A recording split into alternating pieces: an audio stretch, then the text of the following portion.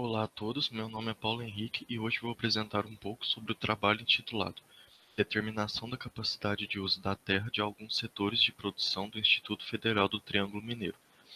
Esse trabalho foi desenvolvido pelos alunos de Engenharia Agronômica do IFTM, Campus Uberaba, Paulo Henrique, que sou eu, Flávia Donato, Leirian Paloma, Marco Túlio e Matheus Neves, sob a orientação do professor pós-doutor José Luiz. E esse trabalho faz parte da seção de Ciências Agrárias. A classificação da capacidade de uso da terra visa estabelecer bases para o melhor aproveitamento dessa terra. Ela é realizada através de avaliações das áreas para determinar seu melhor tipo de uso de forma mais sustentável possível. Essa avaliação é feita levando em consideração os fatores negativos da terra, ou seja, as limitações de cada área. Todas as informações geradas são de grande importância, pois elas fornecem subsídios para o planejamento agrícola, evitando assim que uma determinada área seja utilizada de forma inadequada e possibilitando um maior aproveitamento do potencial que aquele local pode oferecer. O estudo foi realizado em 3 setores do Instituto Federal do Triângulo Mineiro Campus Uberaba. Os setores foram de fruticultura, de pastagem na área leste do campus e o de eveicultura, que é onde estão localizadas as seringueiras. Para fazer levantamento dos dados, foram utilizados equipamentos topográficos, como teodolito, nível óptico, mira e trena, para poder determinar as distâncias e a declividade, por exemplo. Os estudantes foram percorrendo a área e fazendo os levantamentos por toda ela. Enquanto eles percorriam, eram observadas as vegetações presentes ali, que nos diz muito sobre o estado nutricional dessa área. E foram observados também os conflitos de uso, que são as construções. Nessa imagem de satélite, podemos ver o IFTM Campus Uberaba e mais em cima, demarcado em vermelho, estão os setores. O menor setor, mais no canto inferior direito, é o de eveicultura.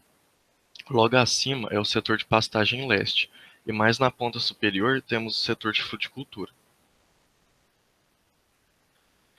Após todos os dados serem coletados, eles foram processados e analisados por programas computacionais, como o Excel e o AutoCAD.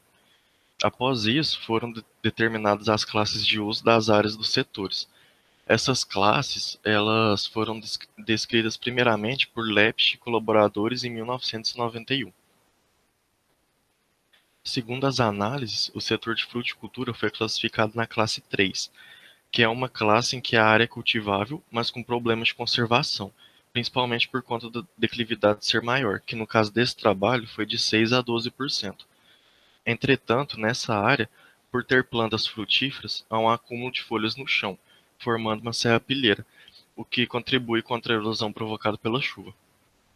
Já os setores de pastagem leste e eveicultura foram classificados na classe 2, que é uma classe onde as áreas também são cultiváveis, mas com menos problemas de conservação, já que no caso do trabalho a declividade foi baixa, de 3 a 6%. Na pastagem, o processo de degradação já está em um nível inicial, enquanto que no setor de eveicultura, o solo também está protegido pela serrapilheira presente ali, igual acontece no caso do setor de fruticultura. Em relação às subclasses, tanto o setor de fruticultura como o setor de pastagem leste foram subclassificados em S5, S6, S7 e C3, em que apresenta baixa saturação por bases, toxicidade por alumínio, baixa capacidade de troca de cátions e presença de ventos frios ou quentes, enquanto que o setor de eveicultura foi subclassificado como C3, onde a presença de ventos frios ou quentes. Aqui temos a representação dos setores, igual foi mostrado anteriormente naquela imagem de satélite, e podemos ver a classificação de cada um deles que foi citado. Apenas reforçando, o setor mais abaixo é o de aveicultura, onde é classe 2. O central é o de pastagem leste e o mais acima é o de fruticultura, e ambos são subclassificados como S5, S6, S7 e C3. E ao final disso tudo, é possível concluir que os setores de fruticultura e eveicultura aproveitam o melhor das características fornecidas. Essas áreas são nobres em relação às suas qualidades físico-químicas, então elas têm potencial de entregar melhores condições para o alto rendimento das culturas, e é por isso que elas são recomendadas para o plantio de culturas anuais ou perenes de alto retorno, como é o caso das frutíferas e das seringueiras. Entretanto, para o setor de pastagem leste, foi constatado seu uso inadequado, e por conta disso, recomenda-se retirar a pastagem dali e implantar uma outra cultura de maior rendimento e valor agregado, já que a área também é nobre e tem potencial de proporcionar um grande rendimento produtivo.